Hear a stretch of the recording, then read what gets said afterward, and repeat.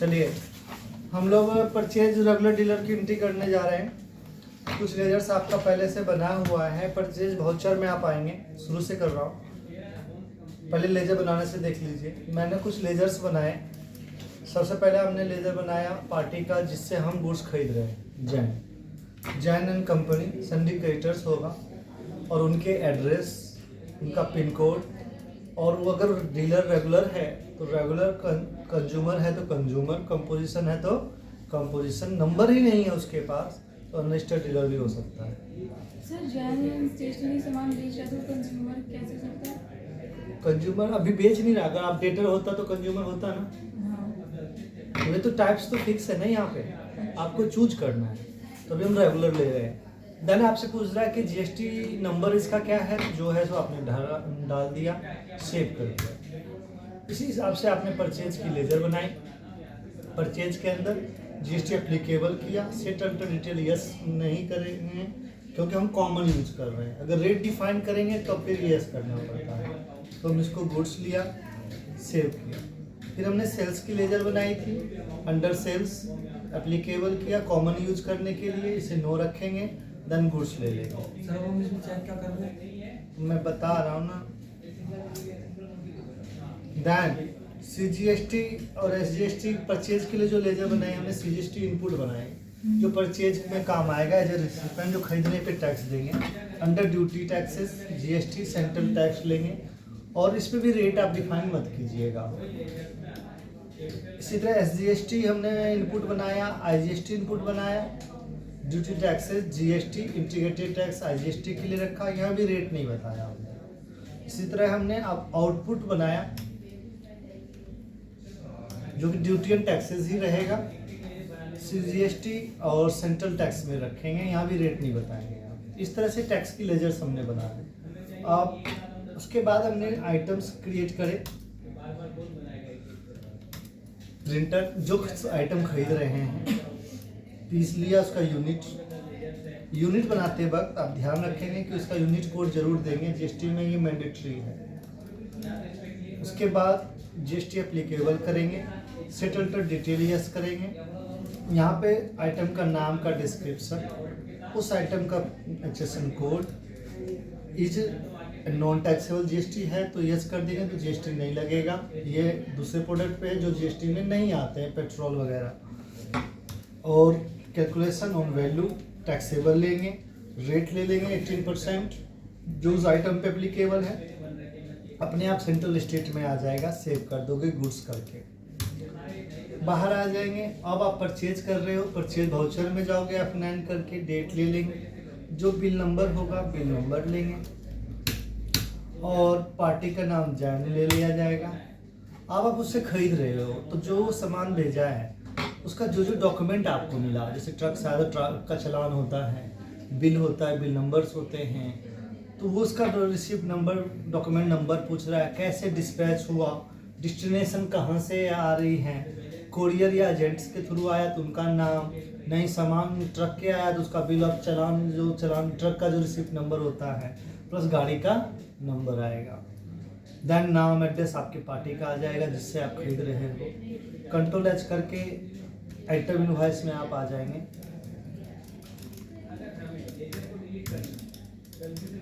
यहाँ परचेज का laser select करेंगे। जब परचेज का लेजर सेलेक्ट करोगे तो यहाँ क्लासिफिकेशन आना चाहिए। नहीं पूछ रहे हैं ना कौन सा है, लोकल है, सेंट्रल है। आप चाहते हो आए तो यहाँ F12 कर लोगे। क्या कर लोगे? F12 करके यहाँ एक ऑप्शन है आपके सामने जीएसटी डिटेल का, लिखा है ना modified tax rate and details of GST.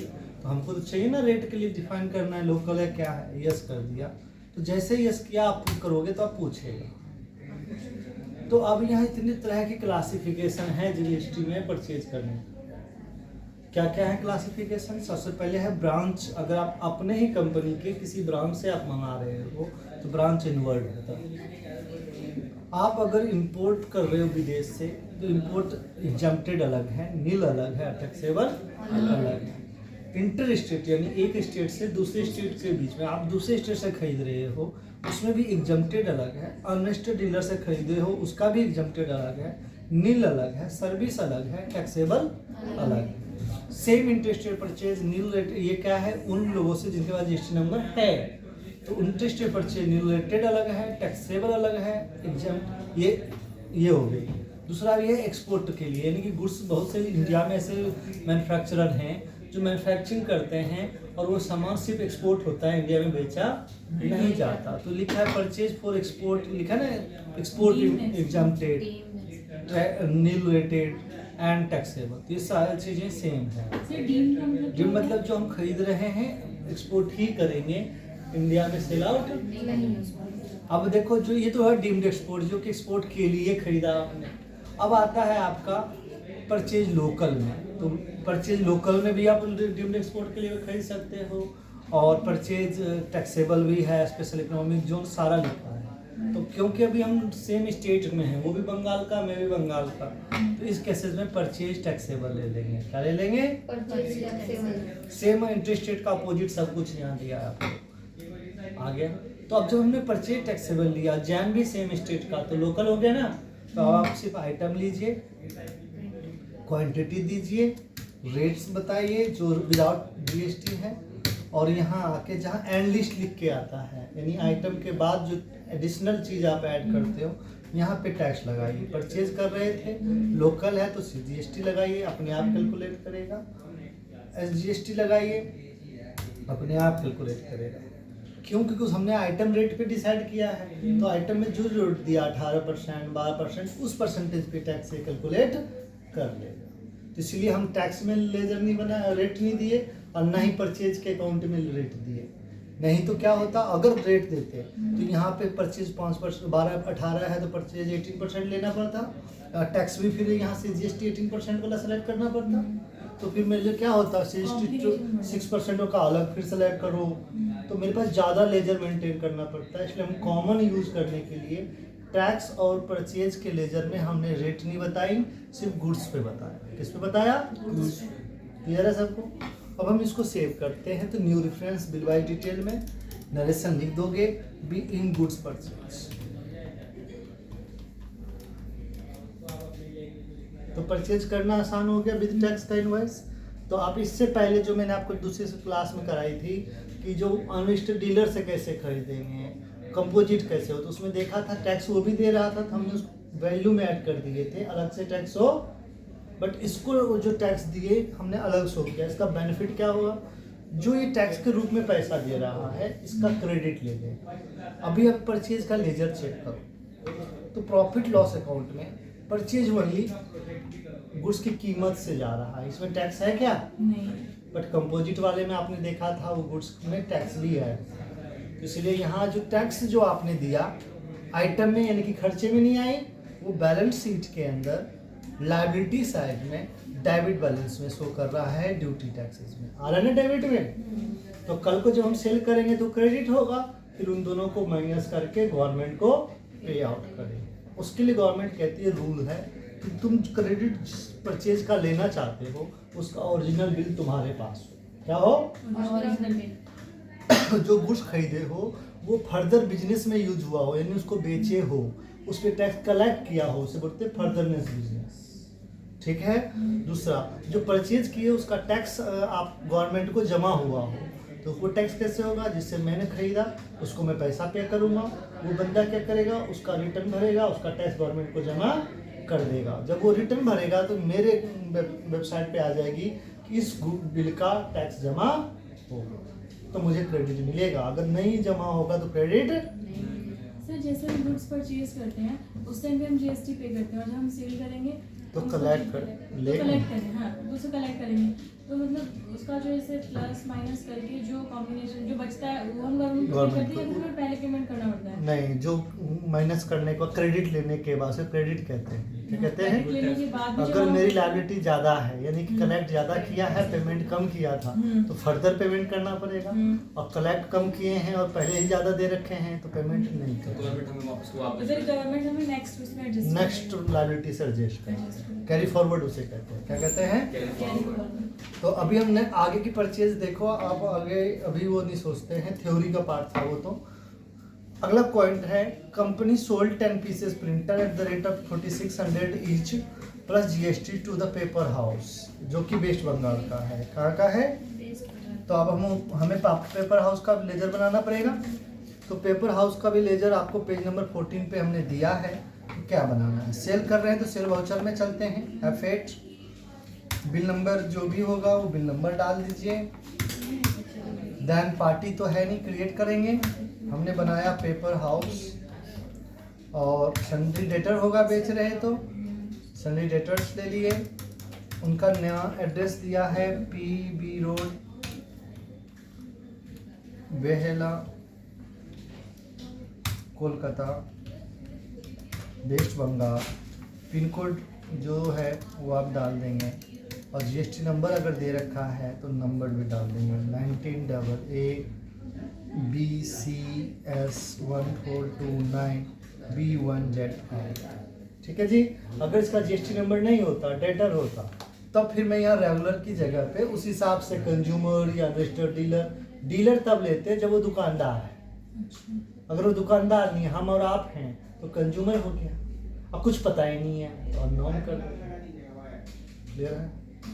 चलिए जी, सेव कर दे रहे हैं इसको।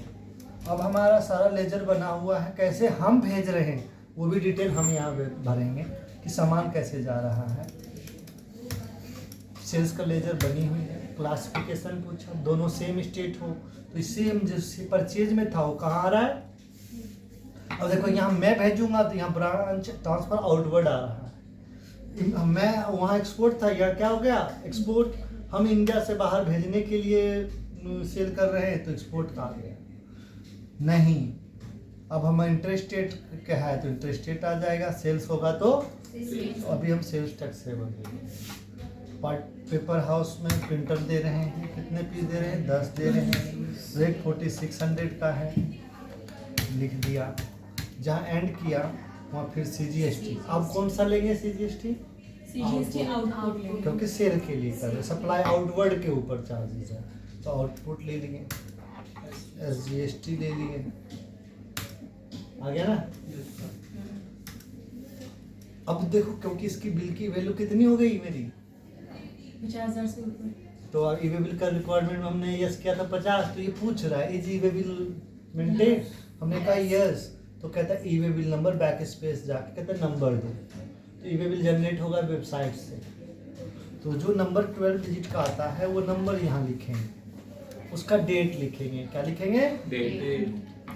फिर कहाँ से जा रहा था? अभी मेरा तो मैंने कोलकाता है तो कोलकाता से भेज रहा हूँ। किसको भेज रहा हूँ उसका एड्रेस क्या है? तो मान लो उसका बेहला है तो बेहला लिख लिया। कहता है उसका डिस्टेंस क्या है तुम दोनों का? तो मैंने लिख दिया कि 15 किलोमीटर है। देन कहता है कि जो ट्रांसपोर्ट से भेज रहे हो या खुद लेके जा रहा है? मैंने कहा ट्रांसपोर्ट से। कहता है उसका नाम लिख दो। क्या लिख दो? तो हमने लिख दिया शिप ट्रांसपोर्टेशन। ठीक है। कहता है उसका कोई आईडी अगर रजिस्टर्ड होगा तो वो डालना है। कहता है कैसे भेजे हो? Road, rail, air, ship. मैंने कहा रोड से। कहता उसका गाड़ी नंबर बता दो। तो जो गाड़ी नंबर होगा इस तरह से वो आपको लिख देना है। कहता है वो जो गाड़ी जा रही है वो ओवर कार्गो है, नहीं जो किराए पे मंगाए हो भारी वाले हैं, या रेगुलर आपका गाड़ी? तो हमने कहा रेगुलर है तो रेगुलर न्यू सेंस करके बीइंग गुड सोल्ड। अब आपको मैं दिखा रहा हूँ, उसको सेव कर रहा हूँ। सेव हो गया? प्रिंट करोगे कंट्रोल P। आपने देखा था पहले हम बिल प्रिंट ले रहे थे तो रजिस्टर में सिर्फ बिल लिख के आया था, कंपोजिट में बिल ऑफ सप्लाई लिख के आई।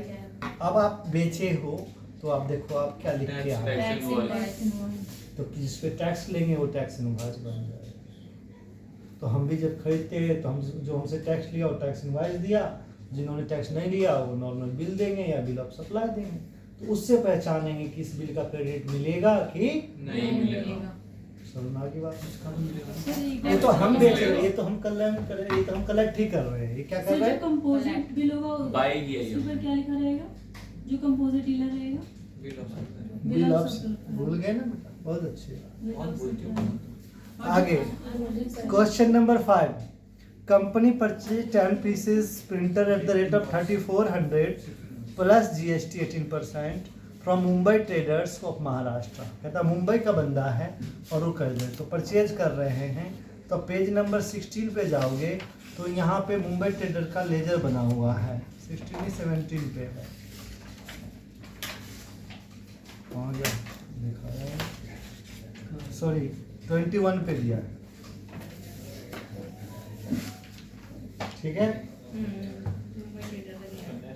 तो अभी मैं चाहूँ तो मैं मुंबई ट्रेडर का परचेज की एंट्री करके दिखाऊं, बट अभी देखो आपने जो परचेज किया, सेल किया, 2 बिल की एंट्री करी ना मैंने, उससे मेरा पीएल पे सेल किया 4600 और 38 का परचेज किया, दिख रहा है ना, अपने आप जीपी और सब कुछ निकला।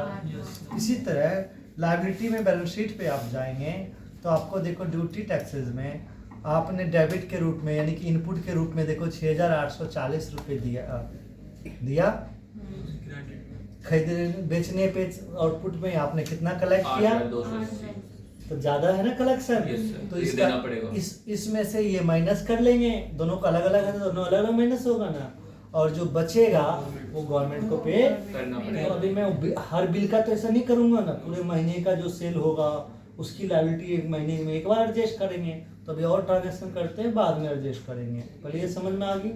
इसके सिवा जीएसटी में रिपोर्ट बनता है, डिस्प्ले जीएसटी रिपोर्ट्स, ठीक है। सेल किए तो जीएसटी R1 बनेगा, परचेज जो किए हो उसके लिए 2 बनेगा, जो आउटपुट और इनपुट का जो लायबिलिटी बनती है और उसे पे आउट करना है वो 3B होगा। तो 1 और 3B हमेशा रेगुलर डीलर फाइल करता है महीने में, 2 में सिर्फ रिकनसाइल करता है, क्या करता है, जो मैंने परचेज दिखाए वो मेरा बायर ने शो किया कि नहीं क्या, दोनों को मिला कि, अगर नहीं मिलेगा तो क्रेडिट नहीं मिलेगा, तो ये ध्यान रखना है। अभी 1 में आए, मंथ ले लीजिएगा जिस महीने से जिसमें, क्योंकि देखो पीरियड है होता है ना, तो 1 से 30 अप्रैल तक, तो आपका एजुकेशन में नहीं लेगा, 2 ले लीजिए, तो दिखा रहा है कि आपने सेल कितने का किया, उसका टैक्स लायबिलिटी 8000 आ रहा है ना, इसका डिटेल देखना है, एंटर कीजिए, आपको सेल्स टैक्स सेवर किसको बेचे हो सबका नाम आ गया, समझ में आ गई बात। ये वो है जो जिनका नंबर है, इसे B2B कहते हैं, क्या कहते हैं, तो ये यहीं पे ये देखो ये मोड हुआ उसका, आप रिटर्न मोड में चाहते हो तो रिटर्न व्यू कर दो, तो ये भी दिखाता है किसमें है, B2। इसी तरह जो कस्टमर जिनके पास नंबर नहीं होगा तो वो B2C स्मॉल लार्ज सब शो करेगा, रिटर्न करोगे क्रेडिट डेबिट नोट में आएगा, एक्सपोर्ट करोगे एक्सपोर्ट में आएगा, सारा चीज़ें ये डिपेंड किस पे करता है, तो जब परचेज और सेल लेते हो तो क्लासिफिकेशन पूछ रहा है ना, उसके लिए क्लियर है। 3B में देखो इसी बेस पे ये 3B दिखाता है कि आउटपुट लायबिलिटी 46 पे 8200 बनता है, और आपका एलिजिबल ITC है, यानी जो क्रेडिट आपको लेना है 6800, तो उतना माइनस करके पे करना, ठीक है। तो ये बातें होती है, नेचर वाइज देखना है तो ये ऐसे शो कर देगा, आउटवर्ड इतना इनवर्ड, तो रिपोर्ट देखो सब बनेगा, आप एंट्री सही करो। अभी हम आपको सिर्फ अकाउंटिंग करना सिखा रहे हैं कि कैसे अकाउंटिंग आपको परचेज बिल और सेल बिल चढ़ाना है। तो अब आप नेक्स्ट क्वेश्चन के लिए मुंबई क्रिएट करता हूँ, ledger Mumbai traders, sundry creditors, address इनका है 22 माउंट मैरी रोड, सर कोई है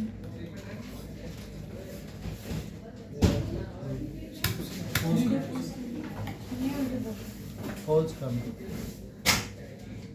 हाँ, तो अब हमारा जैसे माउंट मैरी रोड मुंबई है, तो मुंबई किस राज्य में पड़ता है, सर मुंबई महाराष्ट्र में, तो स्टेट देखो हम बंगाल के ये पड़ती मुंबई का, तो GST लगेगा, तो वो सब डाल देंगे, और रेगुलर डीलर है तो उसका GST नंबर भी दिया हुआ है, तो हम आपको लिख देंगे। जो ये लिख रहे हो यही डिसाइड करता है कि वो B2B बंदा है कि B2C बंदा है, क्या है sir B2B business to business, business to customer, ठीक है।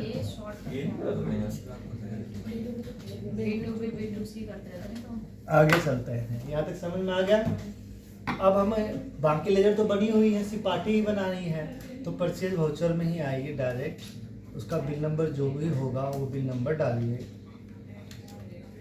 तो दूसरी बार परचेज कर रहे हैं, डेट मान लो 2 अप्रैल का है। ये देखो अब 2 डेट होती है, एक ये डेट होती है ट्रांजैक्शन डेट। ये जो तुम बिल नंबर 2 लिखे हो, बिल 2 जो बिल आया है उसमें क्या डेट है, वो ये बिल का डेट लिखा है।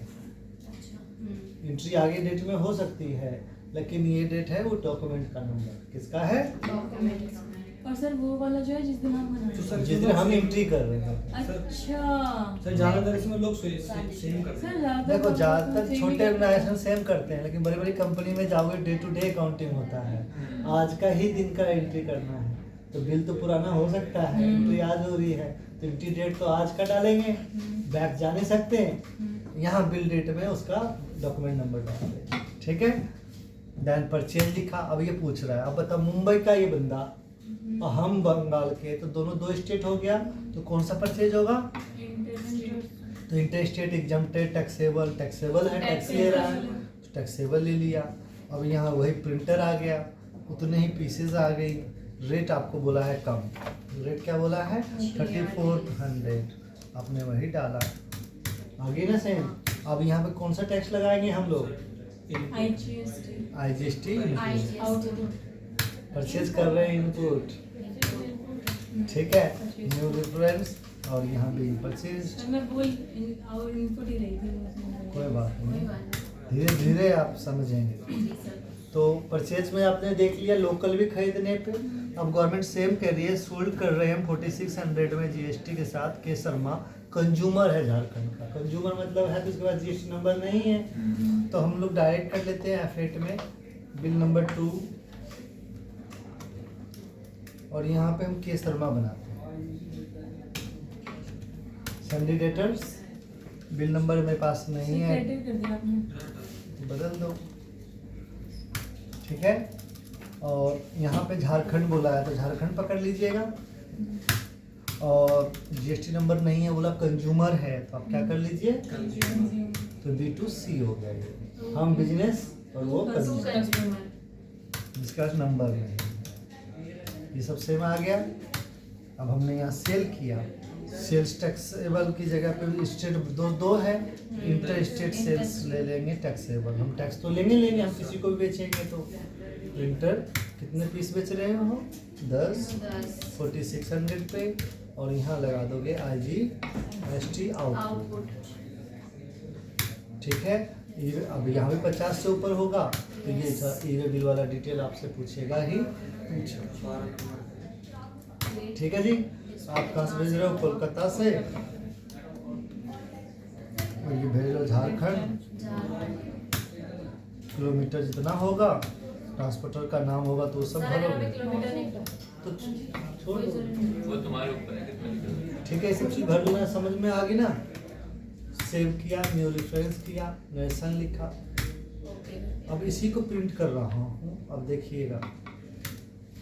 तो पहले टैक्स इनवॉइस में CGST लगी थी, अब क्या लग गया, प्लेस ऑफ सप्लाई झारखंड आ गया ना अपने आप। मैं तो नहीं लिखा ना, झारखंड बन गई ना अपने आप, यानी गुड्स कहाँ डिलीवर कर, क्लियर होगी, बाहर आ गएगा। अब अगला क्वेश्चन कहता है, कंपनी सोल्ड कर रही है 20 पीसेज माउस 320 में प्लस 12% GST पे, 20 पीसेस प्रिंटर 4600 प्लस 18% GST में, पेपर हाउस रजिस्टर्ड डीलर है बंगाल का, उसी को assume that we have already purchase. तुम देखो अभी के हिसाब से मेरे पास स्टॉक खत्म है, PL में देखो क्लोजिंग स्टॉक कुछ है क्या, कहता सेल करो, मान लो स्टॉक नेगेटिव जा रहा है, जाने मान के चलो परचेज है, तो अभी हम समझने के लिए एजुकेशन के लिए कर रहे हैं, कर लेते हैं। तो सेल की एंट्री डायरेक्ट कर रहा हूँ और ऑनलाइन ही बनाऊंगा। हमने बिल 3 बनाया, ठीक है, मंथ वही रखा, और किससे खरीदे, बेच रहे हो पेपर हाउस को, पेपर हाउस ले लिया, ये सब भर दिया, सेल्स लिया, पेपर हाउस भी लोकल था तो लोकल ले लिया। बोला पहले प्रिंटर बेच रहे, कितने पीसेस प्रिंटर बेचना है, 20 पीस, माउस भी उतना ही है, 4600 में ये दिया। फिर माउस, तो माउस तो बनाया ही नहीं था, प्रिंटर पे तो 18% GST है, माउस पे 12 बोला, हमने माउस क्रिएट किया। Mouse pieces GST rate applicable किया, इस पर तो रेट है ही नहीं, बताना पड़ेगा। तो उसका कोड भी लिखना, माउस जो भी है, ऑप्टिकल है, जो लोग लिखता है आप लिखना, कोड लिख देना, टैक्सेबल लिखना। अब इसने बोला 12 है तो आप कितना दिखाओगे? गुड्स तो हम दिखाएंगे कहीं नहीं, अपने आप कैलकुलेट ये कर लेगा। रेट 320, नेगेटिव स्टॉक हुआ ना, परचेज नहीं भी है, बट सेव करना है। अब यहाँ हम CGST लेंगे आउटपुट, SGST लेंगे आउटपुट। अच्छा, एक आउटपुट एक इनपुट। अब दोनों में देखो कहीं ये नहीं पता चल रहा है ना आपको कि 12 किस पे लगा, 18 किस पे लगा, नहीं चल रहा। ये आपको बिल में दिखेगा, कहाँ दिखेगा? आप ये सब सेव कर लीजिएगा, पहले बता ही चुके हैं, इसमें नहीं टाइम लगा रहे हैं। सेव कीजिए, प्रिंट कीजिए, क्या कीजिए? Ctrl+P preview. तो आपको कुछ बिल कॉन्फ़िगरेशन करना होता है तो शो करता है, और मेरा कॉन्फ़िगर्ड है, शो कर रहा है। आपने बंगाल में ही बेचा, ये आइटम इतने रेट पे बेचा, देखो नीचे दिखा रहा है कि कोड नंबर 8745 92,000 का, जैसे 92,000 का क्या है प्रिंटर, उस पर कितने % जीएसटी लगी? और 8 कोड नंबर 10 यानी माउस, उस पर कितना लगी? 6%। काफ़ी है कंपनी के लिए। आप चाहते हो कि मुझे सर यहीं पता चल जाए, तो वो भी है, लेकिन वो टैली की चीज़ें हैं, लेकिन मैं समझा दे रहा हूँ। जब आप प्रिंट करते हो ना तो F12 करोगे प्रिंटर के लिए, ठीक है। और यहाँ पे देखो लिखा हुआ है स्टेटरी इन्फॉर्मेशन, आ रही है ना यहाँ पे, जीएसटी डिटेल आइटम बाय चाहिए मुझे, सॉरी इसमें यस नहीं चलता है, इंटर चलता है। स्टेटरी में जीएसटी डिटेल कहाँ गया, ये आता सो जी आइटम बाय, एंटर कर दीजिए, आ गया ना। परचेसिंग कोड तो आ ही रहा है, टैक्स एनालिसिस भी आ रहा है, सब कुछ। सर इसमें क्या है फंक्शन? F12। अब आप प्रिंट करिए सेम चीज़ को, Ctrl+Z कीजिए, तो देखो अब इस आइटम के आगे ही लिख दिया ना ये इसने कि कितना % लगा। तो इनवॉइस के फॉर्मेट्स हैं वो आप चेंज प्लस माइनस कर देते हो, बट वो बिल में दिखाने की जरूरत नहीं है। देखो यहाँ CGST 6% और 12% नहीं लिख रही ना, ये तो अपना टोटल वैल्यू लिख रहा है, इस वैल्यू को सेटिस्फाई यहाँ से कर रहा है, कितना मिला के देखो, अलग अलग मिला के इतना इतना तो इस बना। पे इतना % लगा। इतना तो पढ़े लिखे लोग होते ही हैं, समझ जाएंगे बिल देख के। तो ये होता है सेल का। तो गुड्स पे खरीदने का भी सीख लिया आपने, बेचने का भी, लोकल भी, कस्टमर को भी, सारा चीज। अब अगला टॉपिक आपको कहा गया कि इसकी एंट्री इनपुट क्रेडिट करो और गवर्नमेंट को पे करो। तो मैं आपको अब क्रेडिट करना और पेमेंट कर देता हूँ, आज की क्लास वहीं तक है। सर्विस की एंट्री नेक्स्ट क्लास में करेंगे, क्लियर है। तो अब आप देखो अपनी लायबिलिटी, मानो कि अप्रैल मंथ मेरा खत्म हो गया, अब मैं अपनी पीएल देखता हूँ तो मुझे ये दिखाता है कि परचेज पूरे महीने में हमने 72,000 की करी और 190 का हमने सेल किया, तो ऑफिशियली सेल ज़्यादा हो गया। अब हम टैक्स की लायबिलिटी में शो करता है, यहाँ आए ड्यूटी टैक्सेस की अपनी लायबिलिटी, लेजर चेक करना इसे कहते हैं। अभी हमने रिपोर्ट चेक करना नहीं सीखा है, जीएसटी रिपोर्ट में तो अपने आप शो करता है, बट अभी लेजर देख रहे हैं। तो अकॉर्डिंग टू द लेजर हमें बता रहा है कि सीजीएसटी इनपुट 3420 है, जो कि हमने खरीदने पे दिया। किस पे दिया? बेचा जब हमने, तो सीजीएसटी आउटपुट के रूप में हमने कलेक्शन में कलेक्ट किया 12,800। तो इसका मतलब दिया कम, लिया ज़्यादा। तो गवर्नमेंट के नाम पे हम ज़्यादा लिए तो देना पड़ेगा ना। अब देना कितना है? 12,000 रुपये। कितना देना है गवर्नमेंट को? उसमें से ये माइनस कर दें। तो यानी कि अगर मैं 12,804 रुपये अगर गवर्नमेंट को आज सीजीएसटी देना है और सीजीएसटी के रूप में 3,420 ऑलरेडी दे दिया, तो और गवर्नमेंट को कितना देना पड़ेगा? तो मैं अपने जेब से नहीं दे रहा ना, जितना कलेक्ट कर रहा हूँ वही तो दे रहा हूँ गवर्नमेंट को। तो टैक्स का मेरा लॉस तो नहीं हुआ ना जो परचेज पे दिया। इससे फायदा क्या हुआ? कॉस्ट नहीं बढ़ा।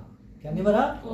अगर हमको इनपुट गवर्नमेंट 3,420 का नहीं देता, इतने से मेरा परचेज बढ़ जाता, तो फिर कॉस्ट बढ़ती, इसका टैक्स अमाउंट बढ़ता, तो वो टैक्स के ऊपर टैक्स हो जाता। तो कैस्केडिंग के लिए गवर्नमेंट ने क्या कहा? इनपुट क्लेम करो और उसे कॉस्ट में ऐड नहीं करो।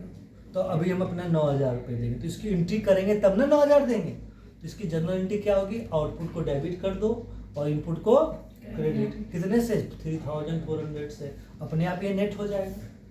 सेम इसके साथ हो जाएगा, जीएसटी के साथ, और सेम हो जाएगा जीएसटी के साथ। तो हम इसको हम क्या कर रहे हैं, एक्सपोर्ट कर लेते हैं एक्सेल में कॉन्फ़िगरेशन, जिससे कि मैं आपको एंट्री जो करूँ तो समझ में आ जाए।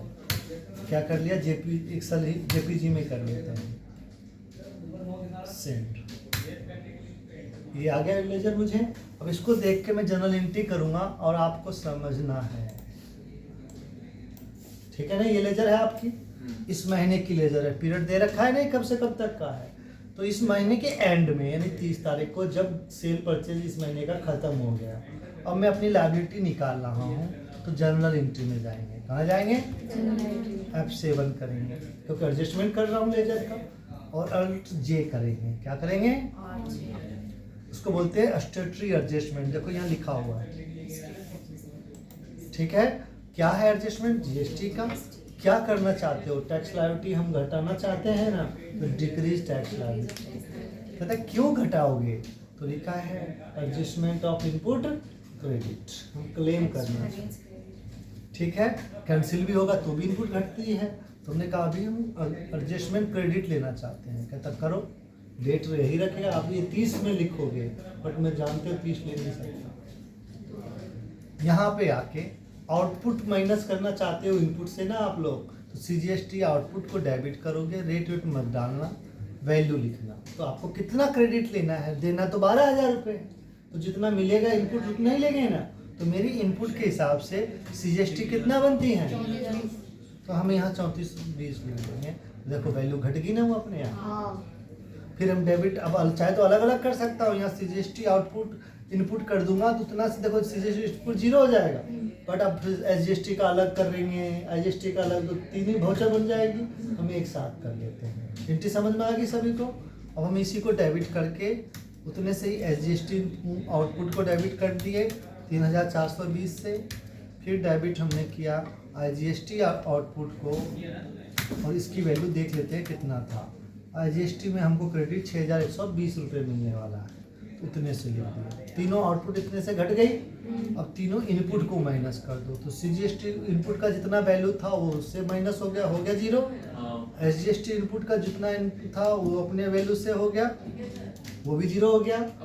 और आईजीएसटी अपना इनपुट कर देंगे, वो भी। तो देखो सभी सीजीएसटी का जो आउटपुट लायबिलिटी था अपने इस डेबिट होने से उतना उतना घट के नेट पे आ गई, और जो इनपुट बनती थी मेरी वो सब क्या हो गई।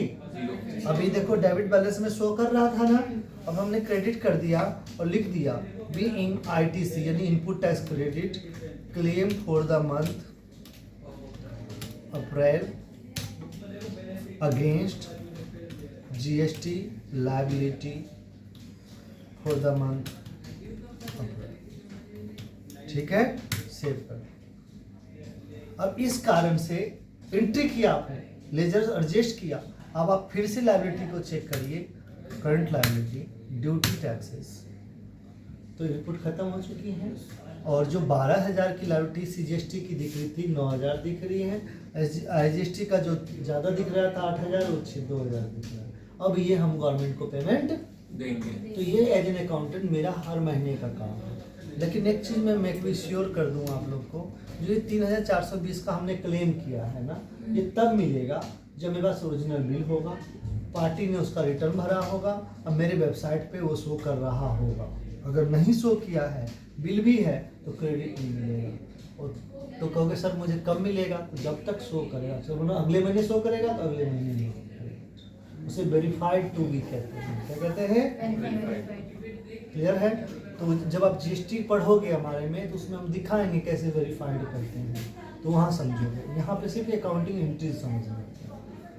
क्लियर होगी आपको। अब गवर्नमेंट को पे करना है, तो पेमेंट वाउचर में जाओ, कंट्रोल F कर दो, कंट्रोल स्टेटरी पेमेंट करना है, जीएसटी है। किस लिए करना है, रेगुलर बिलर हो। कब से करना है, 1 अप्रैल का। कब तक का, 2 अप्रैल। ठीक है जी। क्या करना है, तो सीजीएसटी आउटपुट डेबिट आ रहा है ना, डेट बैलेंस 9384, फिर डेबिट एक ही साथ एसजीएसटी 9384, फिर डेबिट आईजीएसटी 2160, हो गया सब 0। टू बैंक कौन सा वाला, आईसीआईसीआई आगे चेक नंबर आ गया अपने आप, डेट आ गया, पूछता है डिटेल बताओ, तो जिस चालान से जमा चेक कर रहे हो, कैश कर रहे हो, किस बैंक में जमा कर रहे हो, ये ऑनलाइन आपका जो जीएसटी का लॉगिन होकर के जो चालान जनरेट होगा तो कॉमन पोर्टल आइडेंटिफिकेशन नंबर बनता है। मैं आपको चालान एक दिखाऊंगा भरा हुआ, वो नंबर यहाँ पे लिखना होता है। उसी का जब जमा हो जाएगा, बैंक से पैसा कट गया तो सिन नंबर देगा, जिसको चालान आइडेंटिफिकेशन नंबर कहते हैं, वो भी 14 डिजिट का है, वो डालोगे। ब्रांच कोड होता है, किस ब्रांच, आईसीआईसी बैंक तो बोला तुमने, लेकिन किस ब्रांच, ये ब्रांच कोड होता है, 7 डिजिट का आता है, वो डालोगे। पेमेंट का डेट डालोगे जिस दिन दे रहे हो। चेक का नंबर अभी आपने देखा ही था, आ रहा था, उस चेक का क्या डेट था वो आप नरेशन लिख दोगे। We in April 20 GST liability paid after ITC claim, ITC claim करने के ठीक है जी। अब आप देखो, मैं आपकी ही बैलेंस शीट दिखा रहा हूँ, अभी मैंने आगे कुछ नहीं कराया। अब आपकी लायबिलिटी क्या हो रखी है, तो खरीदना भी बेचना भी टैक्स, यही सीए मांगता है। तो सीए को क्या करोगे, कल को मांगेगा तो डिस्प्ले में जाओ, कभी मांगेगी जीएसटी रिपोर्ट में 1 भेजो, तो यहीं से 1 में जाओगे और जो मंथ होगा पीरियड ले लोगे 1 अप्रैल से समथिंग, और इसका रिपोर्ट उसको प्रिंट करके या रिटर्न व्यू में भेज दो।